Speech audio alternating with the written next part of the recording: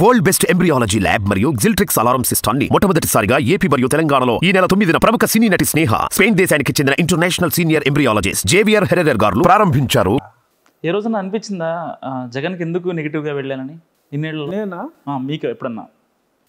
నేను జగన్కి వ్యతిరేకంగా వెళ్ళానని నేను అనుకోవట్లా. జగన్ అనేవాడు ఇమ్మెటీరియల్. ఆ ముఖ్యమంత్రి స్థానంలో అంత దరిద్ర పనులు ఎవడు చేసినా నేను వ్యతిరేకిస్తా. దరిద్ర పనులు చేస్తాయి.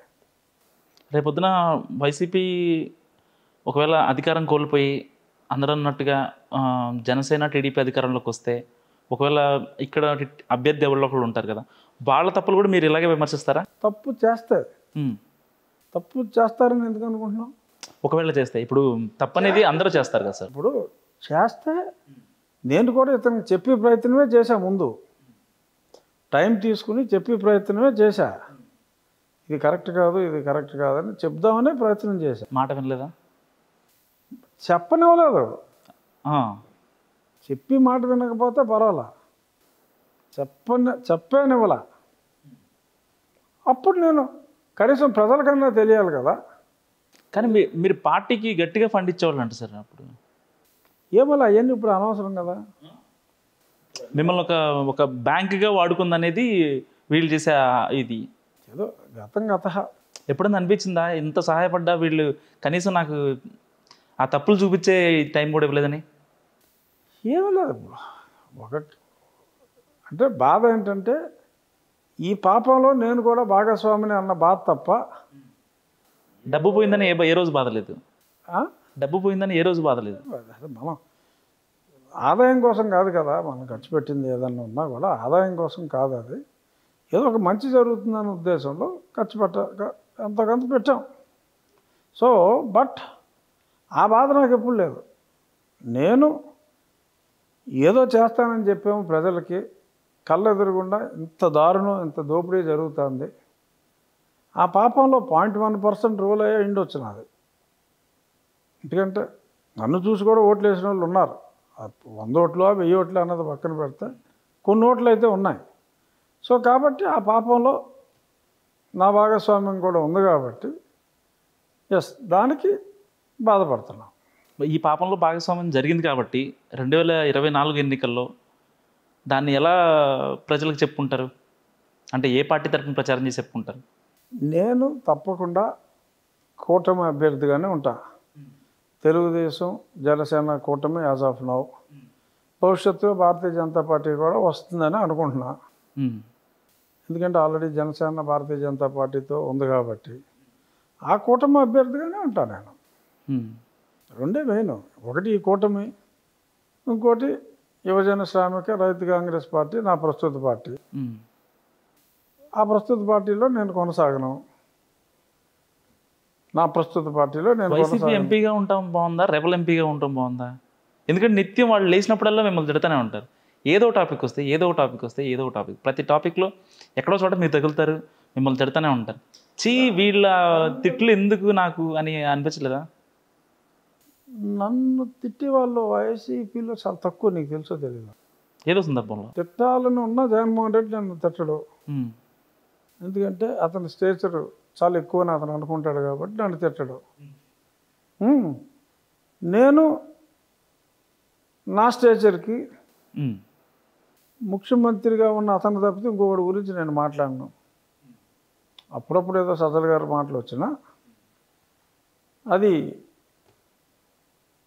సాంద్రత చాలా తక్కువగా ఉంటుంది.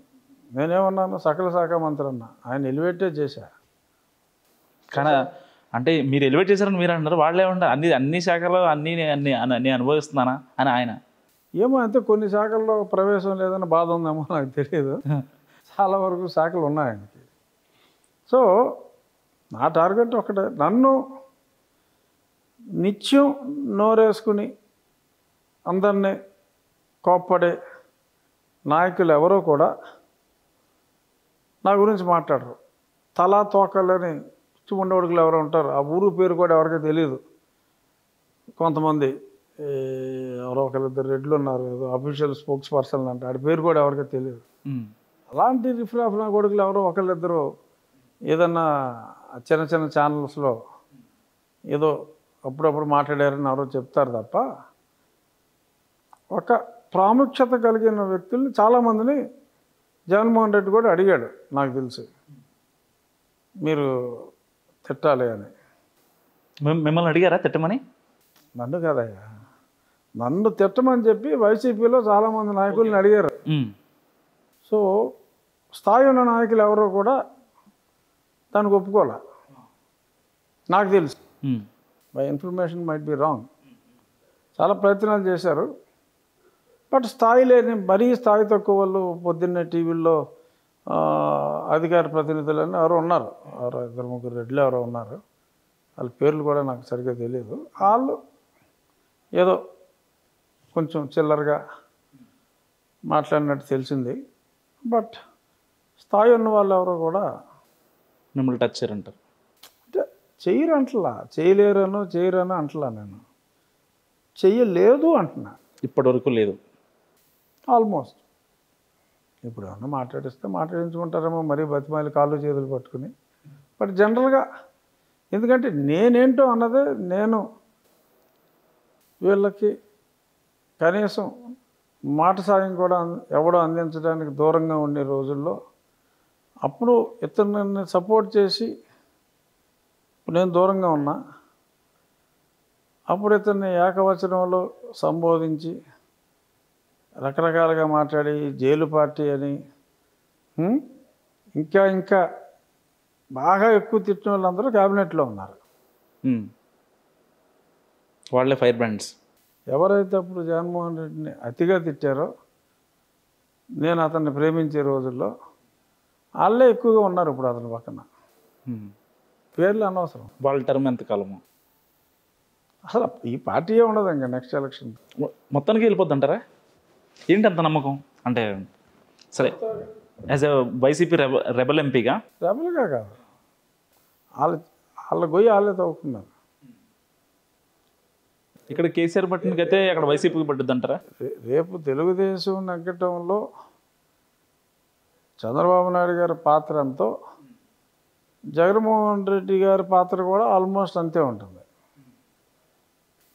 జగన్మోహన్ రెడ్డి తను తాను ఎలాగైనా ఓడించుకోవాలనే తపన చాలా ఎక్కువగా ఉన్నట్టు కనపడుతుంది.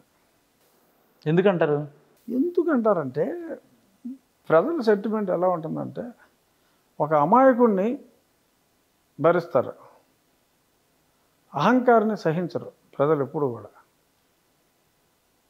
ఇతనికి మితిమీరిన అహంకారం జగన్మోహన్ రెడ్డికి. ఆ అహంకారాన్ని కవర్ చేయడానికి బటన్ నొక్కి డబ్బులు వేస్తున్నాడు కదా సార్, వాళ్ళకి గుర్తుంటుంది అంటారా?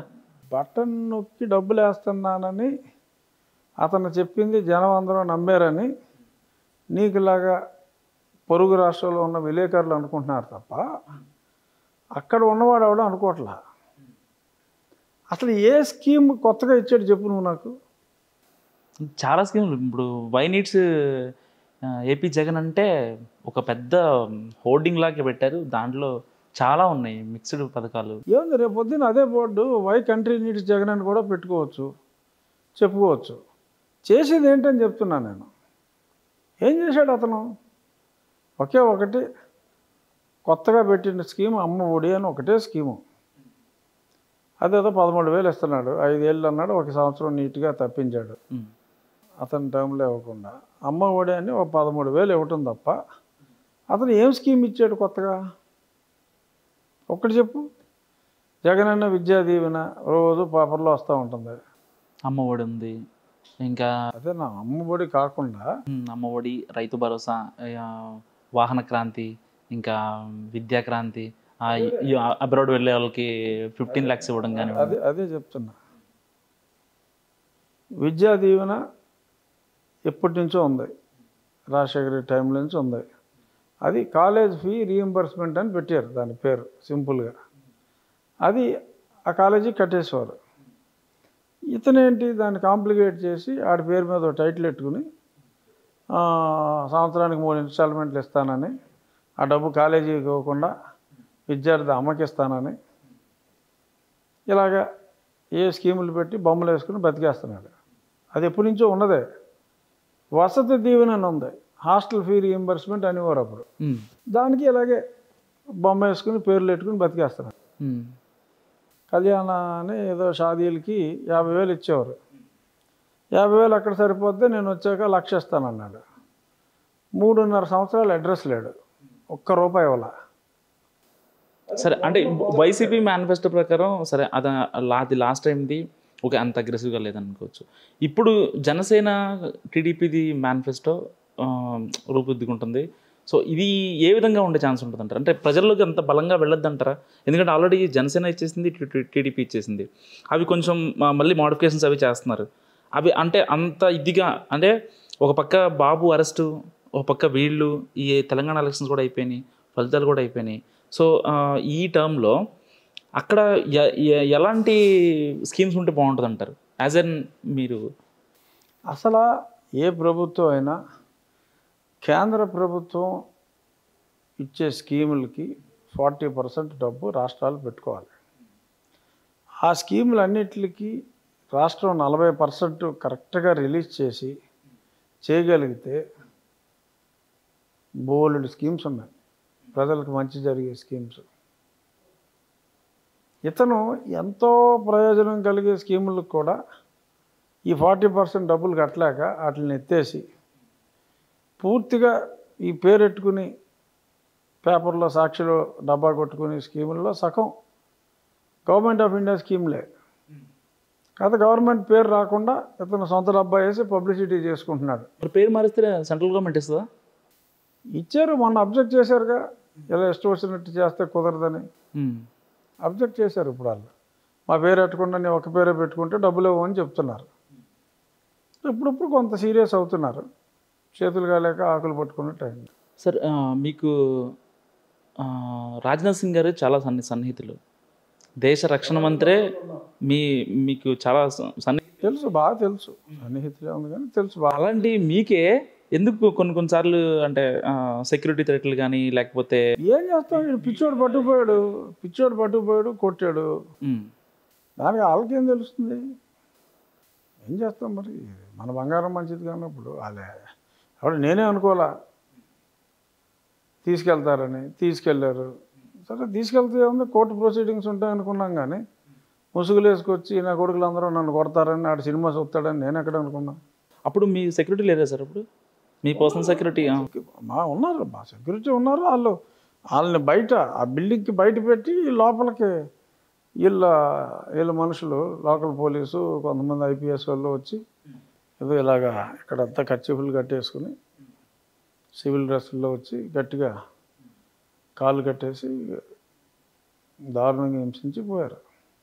దాన్నేమో జగన్మోహన్ రెడ్డి అక్కడి నుంచి ఒకటి ఇలాగ సెల్ ఫోన్లో పెడితే లైవ్ చూసి ఆనందించాడు, సైకో. సరే, ఇక్కడ కేసీఆర్కి పట్టిన గతే అక్కడ వైసీపీ పడుతుందంటే మీరేమంటారు? అంటే ఇక్కడ యాక్చువల్గా కేసీఆర్ గారు గవర్నమెంట్లో నాకున్న లిమిటెడ్ నాలెడ్జ్లో ఆయన బెస్ట్ అడ్మినిస్ట్రేషన్ ఇచ్చాడు. Law and order is the best. తెలంగాణలో సరే నన్ను తీసుకెళ్ళటానికి సరే మా పెద్దోడు ఇక్కడ ఎవరితోనో మాట్లాడాడు, అతను అనుమతి ఇచ్చాడు, దాన్ని తీసుకుపోయారు, అది వేరే విషయం. కానీ జనరల్గా లా అండ్ ఆర్డర్ ఫుల్ కంట్రోల్లో ఉంది. ఏ గవర్నమెంట్ అయినా ముఖ్యంగా చూడవలసింది లా అండ్ ఆర్డర్. అక్కడ కూడా ఉంది కదా, ఏపీలో కూడా అక్కడే ఉంది. అక్కడ లా అండ్ ఆర్డర్ లేదు. వైసీపీ వాడికి ఎదురు చెప్తే చంపేస్తారు, పార్సిల్ చేసి పంపేస్తారు. పార్సిల్లేనా? అంటే చేశారు కదా, సుబ్రహ్మణ్యాన్ని పార్సిల్ చేసి కూడా పంపారు. అక్కడ అసలు లా అండ్ ఆర్డర్ లేదు, లా లేదు, ఆర్డర్ లేదు, ఏమీ లేదు. ఇక్కడ లా అండ్ ఆర్డర్ వరకు బాగా చేశారు. హైదరాబాద్ సిటీ విశ్వనగరంగా మారింది. అందులో చంద్రబాబు నాయుడు గారు పునాదులు అన్నీ ఉన్నాయి, రాజశేఖర రెడ్డి గారు పునాదులు బలంగా ఉన్నాయి. బట్ అది కంటిన్యూ చేశారు కదా. మా వాళ్ళలాగా అవి బదలు కొడతాలు, రోడ్లు తవ్వేయటాలు, వేసిన రోడ్లు అమరావతిలో తవ్వేయటాలు, ఇలాంటి చెత్త పనులు ఏం చేయాల. హైదరాబాద్ని బ్రహ్మాండంగా అభివృద్ధి చేశారు. సో బట్ జనాలకు మార్పు కావాలి. 10 ఏళ్ళు అయింది, చూద్దాం. తెలంగాణ తెచ్చినోడికి వేసాం, ఇచ్చినోడికి కూడా వేద్దామని మరి తెలంగాణ వాదులందరూ భావించారేమో అనిపిస్తుంది సర్వే ఫలితాలు చూస్తే. రేపు చూద్దాం ఏమవుతుందో.